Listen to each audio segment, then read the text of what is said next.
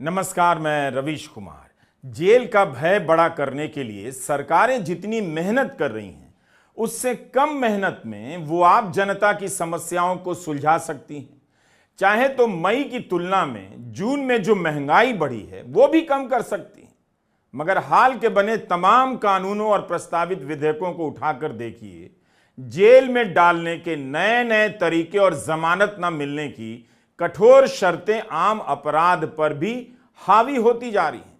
आपको जेल भेजा जा सके, आप एक ऐसे नागरिक हैं जो सरकार की गलत नीतियों का विरोध करना जानते हैं, आपको जेल में डाला जा सके, इसलिए तरह तरह के प्रावधान निकाले जा रहे हैं ताकि आपकी जो सामान्य लोकतांत्रिक गतिविधि है उसे आपराधिक बना दिया जाए।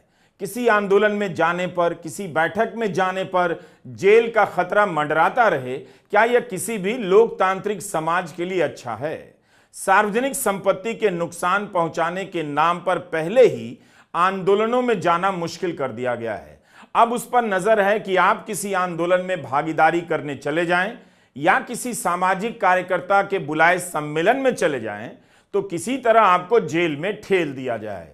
यही नहीं, इन कानूनों में इस बात पर जोर दिया जाने लगा है कि किसी तरह जमानत ना मिले, लंबे समय तक आपको जेल में सड़ा दिया जाए। महाराष्ट्र की सरकार ने स्पेशल पब्लिक सेफ्टी बिल पेश किया है। इसे लेकर सामाजिक कार्यकर्ता, मानवाधिकार कार्यकर्ता और कानून को समझने वाले लोग सवाल उठा रहे हैं। जब देश में यूएपीए जैसा कानून है, तब फिर राज्य को अपने स्तर पर ऐसे कानून की क्यों जरूरत है? सरकारें बार बार इसी तरह के कानून क्यों बना रही हैं? महाराष्ट्र में जिस तरह का विधेयक पेश हुआ है, उससे मिलता जुलता कानून छत्तीसगढ़, तेलंगाना, ओडिशा और आंध्र प्रदेश जैसे राज्यों में पहले ही बन चुका है। यह क्या कानून है कि अगर आप किसी संगठन के बुलाए बैठक में चले गए, आपको पता नहीं कि उस संगठन के पीछे कौन है या उस बैठक में आने वाले और कौन कौन से संगठन हैं, आप उन संगठनों के सदस्य भी नहीं हैं, तो आपको जेल हो जाएगी, आपका घर जब्त कर लिया जाएगा। महाराष्ट्र के पब्लिक सेफ्टी बिल में 2 साल से लेकर 7 साल तक जेल का प्रावधान है और 2 लाख रुपए से लेकर 5 लाख रुपए तक के जुर्माने का प्रावधान किया गया है। डीएम और पुलिस कमिश्नर को अधिकार दिया गया है कि वे संपत्ति भी जब्त कर लें। मानवाधिकार वकील कॉलिन गोंजाल्विस का मानना है कि पुलिस घर जब्त कर उन्हें बेघर कर सकती है, उनके पैसे या जो भी संपत्ति है उनके पास उसे जब्त कर सकती है। इतना तो आप समझ ही सकते हैं कि अगर जिलाधिकारी के पास बात बात में घर जब्त करने का पावर आया, बुलडोजर से घर गिरा देने का पावर आ गया, तो किसी आंदोलन में शामिल होने पर आपके घर का क्या होगा? आप आंदोलन में गए हैं, परिवार के बाकी सदस्य नहीं गए हैं, वो बिना घर के कैसे रहेंगे? और अगर आप सड़क पर निकलकर प्रदर्शन नहीं करेंगे तो सरकारें कितनी आवारा, बेलगाम और दुष्ट हो जाएंगी। ट्विटर पर आंदोलन चलने लगा है, मगर यह आंदोलन का मजबूत विकल्प नहीं हो सकता। आए दिन अलग अलग समूह के लोग हजारों की संख्या में ट्वीट कर ट्रेंड कराते रहते हैं, लेकिन कोई ध्यान भी नहीं देता। थोड़ी देर के लिए माहौल जरूर बन जाता है और उसके बाद सारा आंदोलन पानी के बुलबुले की तरह गायब हो जाता है। इसलिए लोकतंत्र में आज भी सड़क और मैदान पर उतरने के अलावा कोई मजबूत विकल्प नहीं है। अगर सरकारें धरना प्रदर्शन से इतना डरने लगी हैं, नुकसान और नक्सल के नाम पर उसमें शामिल लोगों को अपराधी बनाने में लगी हैं, तो फिर उन्हें एक नया कानून बनाना चाहिए और बताना चाहिए कि शहर में कहां पर किस तरह से लोग धरना प्रदर्शन करेंगे। सरकार की नीति का विरोध आखिर कैसे किया जाएगा? कॉलिन गोंजाल्विस मानवाधिकार मामलों के वकील हैं। तमाम संगठनों को जागरूक करने के लिए देश भर में दौरा करते हैं, खासकर आदिवासी इलाकों में जहां सरकार और लोगों के बीच टकराव चलता है या उन जगहों पर जहां दलितों के प्रति अत्याचार होता है। ऐसी बैठकों में कई तरह के लोग बुलाए जाते हैं, संगठन भी होते हैं। इन बैठकों में यही बताया जाता है कि कैसे कानून के रास्ते पर चलकर आंदोलन को आगे बढ़ाया जा सकता है। गोंजाल्विस लिखते हैं कि अहिंसक तरीके से कानून का इस्तेमाल करते हुए आंदोलन कैसे किया जाए। जब वे कार्यशाला लेते हैं तो कई तरह के लोग आते हैं। इंडियन एक्सप्रेस में उन्होंने लिखा है कि महाराष्ट्र के इस विधेयक में जिस तरह की बातें हैं, उससे तो यही लगता है कि अब उनके लिए इस तरह का काम करना जोखिम भरा हो जाएगा। सरकार को सिर्फ इतना कहना पड़ेगा कि किसी अज्ञात संगठन के लोग उनके किसी कार्यक्रम में हिस्सा लेने आए थे और अब वे जेल की सलाखों के पीछे डाले जा रहे हैं। अभी टेररिस्ट के खिलाफ सरकार ने बहुत सारे कानून बनाया। जो कानून तोड़ने वाले लोग हैं उनके खिलाफ भी कानून बनाया, अलग अलग पब्लिक सेफ्टी एक्ट। लेकिन जो सरकार का विरोध करता है बिना हिंसा, इन लोगों के बारे में कोई कानून नहीं है। इसलिए सरकार ने सोचा कि हमें इन लोगों की आवाज जो है ये बंद करना है, इनका बोलना बंद करना है, इनका आलोचना बंद करना है। हम सहन नहीं कर सकते, सरकार सहन नहीं करेगा। जो सरकार के खिलाफ बोलेगा उसको जेल में डालेगा, ये कानून है। उदाहरण के तौर से अगर कोई सरकारी लोग आपके गांव में आ गया और वहां पेड़ तोड़ना शुरू कर दिया, पेड़ तोड़ना गैर कानूनी है, क्या तुम चुपचाप बैठोगे? क्या देखते रहोगे? या तुम विरोध कर सकते हैं? कानूनी तरीके से आप विरोध कर सकते हैं, जरूर विरोध कर सकते हैं। उनके पास जा सकते हैं, उनको कह सकते हैं कि हम आपको अलाउ नहीं करेगा, आपको ये काम करने का मौका नहीं देगा, और आप बोल सकते हैं, चिल्ला सकते हैं, कर सकते हैं बिना हिंसा। हमारा घर में घुस सकता है, वकील जो आएगा उनका घर में घुस सकता है, घर में जो पैसा मिलेगा वो हड़प कर लेगा, और घर में जो कंप्यूटर है वो कब्जा करने का कोशिश कर सकता है। ये कानून के हिसाब से ये कानून 100% गैर संवैधानिक है। जरूरी है कि जानना, और जरूरी है इस कानून के खिलाफ आवाज उठाना। महाराष्ट्र का पब्लिक सेफ्टी विधेयक जेल के भय को बड़ा करने का एक और कदम है। ऐसा लगता है कि कानून बनाने वाला दिन रात यही सोच रहा है कि किन किन मुद्दों पर लोग प्रदर्शन कर सकते हैं, कहां कहां लोग सड़क पर उतर सकते हैं, तो वहां वहां जेल का डर बिठा दिया जाए। आज आप यूएपीए और पीएमएलए का हाल देख रहे हैं। अवैध रूप से भी गिरफ्तार कर लोग जेल में डाले जा रहे हैं, बिना ठोस सबूत के जेल में डाले जा रहे हैं। अफसरों के खिलाफ कोई कार्रवाई नहीं होती और आप 5 महीने से लेकर 5 साल तक जेल में डाल दिए जाते हैं। जमानत नहीं मिल रही है, बार बार जमानत का विरोध होता है, ट्रायल शुरू नहीं होती, केवल जमानत के विरोध पर जोर दिया जाता है। इसीलिए जब ऐसे विधेयक लाए जाएं तो कानून बनने से पहले उनमें दिलचस्पी लिया कीजिए। ऐसे कानून शुरू में विपक्षी दलों के नेताओं को निशाना बनाते हैं, लेकिन इसके निशाने पर दरअसल आप लोग होते हैं, आम लोग। किसी को कानून का प्रावधान याद नहीं रहता, लेकिन गौर कीजिए, इन खबरों और प्रावधानों से सभी के मन में जेल का डर बैठता जा रहा है। आपको केवल यही याद रखना है कि डरना है, बस इसी से उनका काम हो जाता है। और फिर वे चाहे जैसा कानून बनाएं, कुर्सी पर बैठकर जिस उद्योगपति को जहां की जमीन, जहां का संसाधन दान करना हो, कर दें।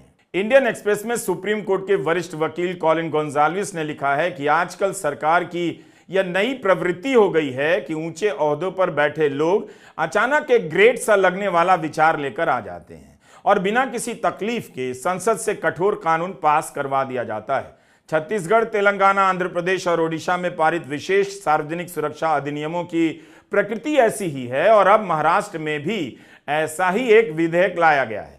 अहिंसक आंदोलन को संविधान से सुरक्षा हासिल है और संविधान ही हमें अधिकार देता है कि हम कठोर कानूनों का विरोध करें। लेकिन महाराष्ट्र सरकार के स्पेशल पब्लिक सेफ्टी बिल को देखकर लगता है कि मेरे इन अधिकारों पर हमला होने जा रहा है। इस तरह के कानूनों से ऐसा काम करना मुश्किल हो जाएगा। नक्सलाइट और सरकार के बीच में कुछ चल रहा है, उससे हमारा कोई मतलब नहीं है, लेकिन जो बेकसूर लोगों को जान से मारा, ऐसा सुनने को मिला, क्या इसके बारे में हम चुप बैठना चाहेंगे? अगर आप गांव में हैं और आपके पास वीडियो है कि बेकसूर व्यक्ति को अपनी जान से मारा जो नक्सलाइट नहीं था, तो आपके पास कुछ रास्ता है बोलने का, विरोध करने का? हाँ है, बिना हिंसा। अपना पंजाब का फार्मर एजिटेशन, आप किसान का एजिटेशन आपने देखा। पुलिस आया, पुलिस ने बोला ये हमारा नोटिस निकला कि आपको यहां से हटना पड़ेगा क्योंकि ये रास्ता पब्लिक का रास्ता है, तुम यहां नहीं बैठ सकते। किसानों ने क्या किया? बिना हिंसा, हम यहां से नहीं हटेगा और 1.5 साल के लिए बैठे रहा, क्योंकि उनका डिमांड है कि किसान का जो डिमांड है वो सही डिमांड है, वो हमें मिलना चाहिए। और जब तक केंद्रीय सरकार नहीं करता, नहीं स्वीकार करता है हमारा डिमांड, हम यहां से हटेगा नहीं। ये भी आपका सही। और पुलिस आपको धमकी देगा, देखो हम तुमको जेल में बंद करेगा, ये करेगा, वो करे, लेकिन ये हमारा संवैधानिक अधिकार है। यह भी सोचिए कि आंध्र प्रदेश, ओडिशा, तेलंगाना, छत्तीसगढ़ में ऐसे कानून क्यों बनाए गए हैं? क्योंकि यहीं के जंगलों और जमीनों को लेकर उद्योगपतियों, सरकारों और लोगों के बीच टकराव होते हैं। जंगलों पर कब्जा करने का रास्ता आसान बनाया जा रहा है। इन जगहों की आवाज वैसे भी दिल्ली तक नहीं पहुंचती, गोदी मीडिया को क्या मतलब, लेकिन स्थानीय स्तर पर लोग जमा तो हो ही जाते हैं। स्थानीय स्तर पर विरोध प्रदर्शन बड़ा तो हो ही जाता है। जिस देश में फर्जी तौर पर नक्सली बताकर आम आदिवासी को मारने की अनेक घटनाएं सुप्रीम कोर्ट के फैसले हैं, उस देश में इस तरह के कानून किस तरह का कहर ढाने वाले हैं, इतना सोचना आपके लिए मुश्किल नहीं है। सोचिए, महाराष्ट्र के कानून में अर्बन नक्सल का इस्तेमाल नहीं है, लेकिन शहरों में कथित रूप से नक्सली संगठनों के फ्रंट काम कर रहे हैं, उसे रोकने के नाम पर नया कानून लाया जा रहा है। भीमा कोरेगांव केस में गिरफ्तार कई लोग शहरी क्षेत्रों में सामाजिक और राजनीतिक अन्याय के खिलाफ आवाज उठाते रहे हैं और कई लोग शहरों से गांवों में जाकर काम करने लगे। आनंद तेलतुंबड़े, शोमा सेन, गौतम नवलखा, सुधा भारद्वाज जैसे लोग अगर नहीं होंगे समाज में, तो आदिवासी क्षेत्रों की बात कौन करेगा? इन सभी को भीमा कोरेगांव केस में कई साल तक जेल में रखा गया। बाद में ठोस सबूतों के अभाव में कई साल बाद कई लोग जमानत पर रिहा किए गए। महाराष्ट्र के नए विधेयक के संदर्भ में कहा जा रहा है कि सरकार का एक भीमा कोरेगांव केस से मन नहीं भरा, वह कई और लोगों को भीमा कोरेगांव केस की तरह जेल में डालना चाहती है ताकि शहरों में आवाज उठाने वाला कोई ना बचे। बीजेपी के नेतृत्व वाली महाराष्ट्र में महायुति सरकार ने जो एक नया कानून लाने की कोशिश की है, वो कानून जन सुरक्षा कानून अर्बन नक्सल के खिलाफ लाने की कोशिश कर रही है। अर्बन नक्सल ये तो प्रोटेस्ट ख़त्म करने के लिए, जो भी कोई राजनीतिक विरोध करेगा उसको ख़त्म करने के लिए पहले ही यूज़ किया है, भीमा कोरेगांव में यूज़ किया है और 5 सालों से भी ज़्यादा कितने विचारवंत और पत्रकार जेल में सड़ रहे हैं, हम सबको मालूम है। उसी तरह से एक नया ये बिल लाके महाराष्ट्र में जो अगले विधानसभा चुनाव जो हो रहे हैं उसके पहले सब ये जो बिल लाके ये सरकार ये चाहती है कि उसके खिलाफ गवर्नमेंट का जो पॉलिसीज़ है, पॉलिसी के खिलाफ जो भी कोई आवाज़ उठाएगा, अगर उसके कोई खिलाफ कोई संगठन ऑर्गेनाइज उसका विरोध करेगा तो उनके ऊपर ये बिल लाके, ये कानून लाके आवाज़ दड़पने की कोशिश की जा रही है। ये एक बहुत अथॉरिटेरियन जनवाद के खिलाफ, डेमोक्रेटिक राइट्स के खिलाफ ये कदम महाराष्ट्र सरकार उठा रही है।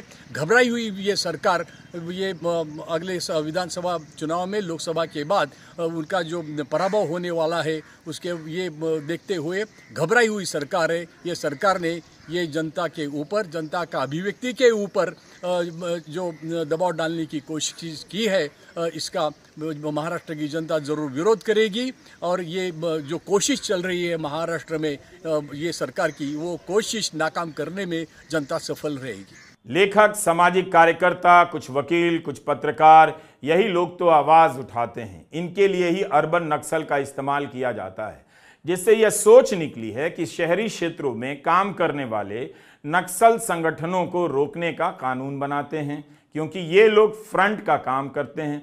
खुद सरकार संसद में यही कहती रही कि उसे अर्बन नक्सल के बारे में नहीं पता। सरकार आधिकारिक तौर पर इस शब्द का प्रयोग तक नहीं करती, फिर भी गृह मंत्री सुरक्षा बलों से अर्बन नक्सल पर फोकस करने को कहते हैं। और अब शहरों में नक्सल संगठनों के प्रभाव और प्रसार को रोकने के नाम पर इस तरह का विधेयक लाया गया है। 10 साल हो गए शहरों में नक्सल का हवा खड़ा किया जाता रहा है। कौन है, कैसे काम करता है, क्या डिटेल है, किसी को कुछ पता नहीं। लेकिन शहरों में नक्सल फ्रंट काम कर रहे हैं, उन्हें कोई मदद कर सकता है, शरण दे सकता है। इसे रोकने के लिए कानून बनाने जा रही है महाराष्ट्र सरकार। आपको समझना होगा कि 10 साल से ऐसे लोगों को क्यों अर्बन नक्सल बताया जा रहा है। एक धारणा बना दी गई है और उसी धारणा से यह कानून निकलकर आता हुआ दिखाई दे रहा है। अर्बन नक्सल शब्द भले ना हो, मगर इसके पीछे की राजनीति, इसकी सोच Maharashtra special public safety act पर दिखाई दे रही है। मुंबई की एक संस्था है citizens for justice and peace, इसकी वेबसाइट पर इस विधेयक का बिंदुवार विश्लेषण किया गया है। इस लेख के शुरू में ही चेताया गया है कि अर्बन नक्सल टर्म की कोई परिभाषा नहीं है।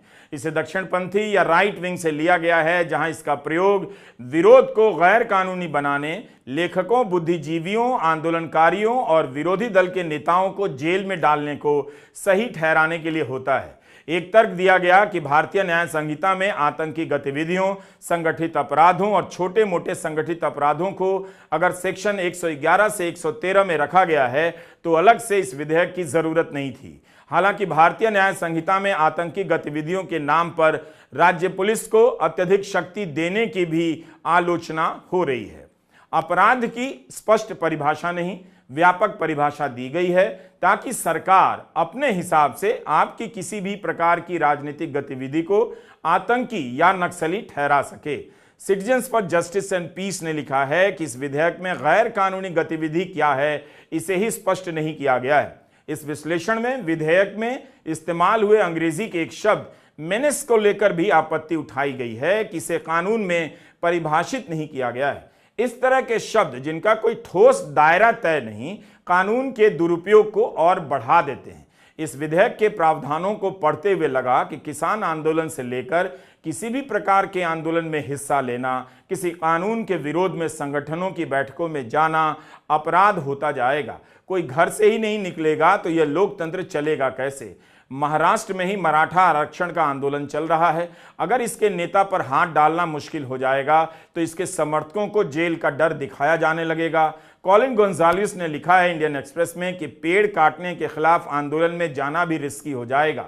सवाल उठ रहा है कि भीमा कोरेगांव के मामले में वर्नन गोंजाल्विस के केस में सुप्रीम कोर्ट कह चुका है कि घर में वामपंथी साहित्य पाए जाने का मतलब नहीं कि वह दोषी है, लेकिन विधेयक में इसका उल्लेख किया गया है। शोमा सेन के मामले में सुप्रीम कोर्ट ने कहा है कि महज भागीदारी आपराधिक नहीं है। फिर भी महाराष्ट्र के नए विधेयक में निर्दोष भागीदारी के लिए 3 साल की जेल की सजा का प्रावधान है। साफ है कि बोलने और अभिव्यक्ति की स्वतंत्रता को कुचलने के लिए इस विधेयक का मसौदा तैयार किया गया है। महाराष्ट्र सार्वजनिक सुरक्षा विधेयक 2024 के अनुसार जरूरी नहीं कि आप किसी संगठन का हिस्सा हों।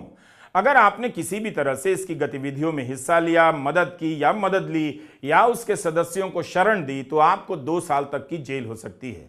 इसी तरह प्रबंधन में मदद करने के आरोप में 3 साल की जेल, 3 लाख का जुर्माना। और इस विधेयक में महाराष्ट्र में माओवादी नेटवर्क के सुरक्षित घरों और शहरी अड्डों का हवाला देते हुए यह कहा गया है कि ऐसे समूह संवैधानिक जनादेश के खिलाफ सशस्त्र विद्रोह की अपनी विचारधारा का प्रचार करना चाहते हैं। कांग्रेस से लेकर सीपीएम ने इस बिल को वापस लिए जाने की मांग की। ये मैं कहता हूं कि ये डेमोक्रेसी की धज्जा उड़ाने वाला, डेमोक्रेसी खत्म करने वाला और विरोधियों को अभी जो सरकार के खिलाफ महाराष्ट्र में जनादेश मिला है, बहुत बड़ी हार सरकार इंडिया आघाड़ी ने इंडिया ने बहुत बड़ी हार एनडीए की हुई है। इंडिया आघाड़ी ने बहुत बड़ा एक विजय यहाँ प्राप्त किया है। तो इस बिल के पीछे जो मकसद है वो विरोधियों को दबाना, विरोधी पक्ष नेता को दबाना और इसी के साथ में विरोधियों को कभी भी कुछ भी आरोप लगाकर सरकार के खिलाफ बात करने से रोकना, और अगर सरकार के खिलाफ बात की है तो आरोप लगाकर उसको अंदर करना, अरेस्ट करना, अटक करना, यह इसके पीछे की मंशा दिखती है। मुझे लगता है कि ये डेमोक्रेसी को गला घोटने वाले, और आम आदमी जो होता है कि सरकार के नीतियों के खिलाफ में बात करता है, उसका मुंह बंद करने के लिए यह सरकार की नीति है, और उसी के तहत ये अध्यादेश निकालकर ये कानून महाराष्ट्र में ये लादना चाहते हैं, कानून को लागू करना चाहते हैं। हम इसका विरोध करेंगे और हम कतई शांति से नहीं बैठेंगे।